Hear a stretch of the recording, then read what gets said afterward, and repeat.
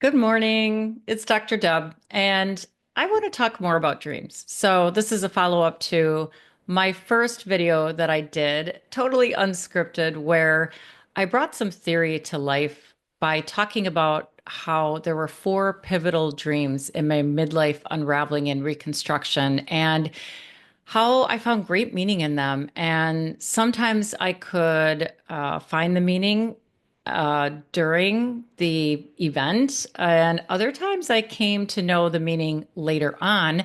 But I realized that even having the dream was preparing me for something in a way that I wouldn't have been able to understand then. So sometimes dreams are working on you, whether you really think about the dream or not. But the more you can reflect about the dream, dreams are also forward looking. So you can look for things that are coming up, find the metaphor and the symbols. Anyway, I want to start talking more about this. So let me know if you like this.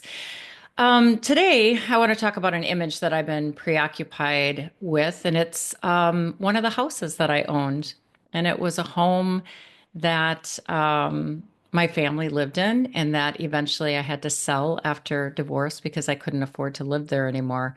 So, first, I remember many, many years ago seeing this little snippet of an interview with Jane Fonda. And she said that back then we didn't know very much about perimenopause, but she was reflecting that there was this 10-year time period where she just didn't know who she was. And she just meandered through it. And now I know what she was talking about. So, my midlife unraveling started about 12 years ago, and I've been making my way through it and making brave decisions and finding a new life and a sense of purpose and all of that. But I haven't felt the sort of coming out of it until recently. So, a few weeks ago, I woke up and started journaling about a dream. And for some reason, I started thinking about this house.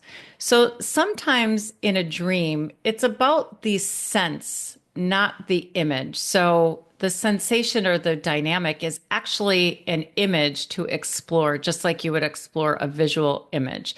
So I'm journaling, and my mind is just wandering back to this time when our family lived in this house.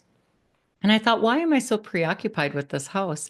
I even Googled, or I don't use Google anymore, I use the Kosha, even searched for the address. And I remembered the address. And there it was, all of the photos from when I had sold it a few years back, I think 2017. And I just remembered how much I loved that house. And I started journaling about, okay, why did I love that house so much? And I realized that after this 10-year period of unraveling, where I really did unravel in every way, including my sense of self, identity, and my confidence, and everything having to do with money and just everything. And so as I thought about my time back at that house, it represented a kind of peaking in my professional life. I had gotten my last business up to $250,000 in revenue, and I was really reveling in moving back to this area of the city that was closer to the lake and right outside the city. It was a real community with sidewalks, and I could walk my kids to school. And my husband and I were sort of really peaking in our careers. So financially, we were able to make choices that we couldn't before. So the more I thought about it, that's what I was tapping into, is this sense of feeling success and feeling confident in my success and feeling relaxed about it. So I've just been sitting with that, and it's been helpful to slip into that emotional feeling. And since I've been doing that, I have been having more success actually and getting this business off to the next level. So last night, I had a dream where the house was in my dream. Last time, it wasn't even in my dream. And it was interesting because I was walking around it and I noticed they turned the tiny backyard into a sandbox. And I was like, well, that makes sense. They probably have kids. Then I ran into the new owner of the house. And I don't know exactly what we said, but we exchanged business cards. So the sense was, I was going to buy back that house. So I have this fantasy now of being in a position where if I wanted to, I could go back to my hometown and say, hey, I want to pay cash for this house. And the other thing about dream images is that they're not really to be taken literally. So a house can be a symbol of your personality, the parts of your psyche, the different rooms that represent different parts of you and different characters who go into those different rooms. And so I'm trying not to be attached to like my literal fantasy of, yeah, I want to go back and buy that house because I love that house. And just that it really means I want to go back and I want to feel the success that I felt that at that time, even though now I'm single and my kids are off and they're functioning adults on their own. So I'll keep you posted.